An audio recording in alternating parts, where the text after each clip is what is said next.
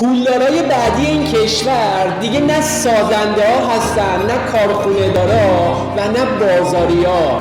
پولدارای بعدی این کشور کسایی هستن که زمین کشاورزی دارن، زمینای کشاورزیشون رو مفت نفروختن، با شاسی بلند و آپارتمان و خیلی چیزای دیگه تهاتر نکردن. چرا؟ چون باید شکم 80-90 میلیون آدم سیر بشه.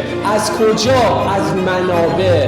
یه نگاهی اگر به کشورهای دیگه و به دنیا بندازی متوجه میشی که در حال حاضر چه سرمایه گذاری های عظیمی رو دارن توی بخش کشاورزی، دامداری و غیرشون دارن انجام میدن. چرا؟ چون میدونن آینده دنیا چه خبره و دنیا به چه سمت و سو و مسیری داره میره و اون افرادی که توی کشور خودمون به این موضوع آگاهی دارن به وضوح میبینید که دارن میان زمینهای بزرگ کشاورزی رو خریداری میکنن و دورش رو دیوار و فنس میکشن که محافظت بشه، چون از آینده نزدیک کاملا آگاهن که سرمایه دارای اصلی و ثروتمندهای اصلی دنیا چه کسایی هستن.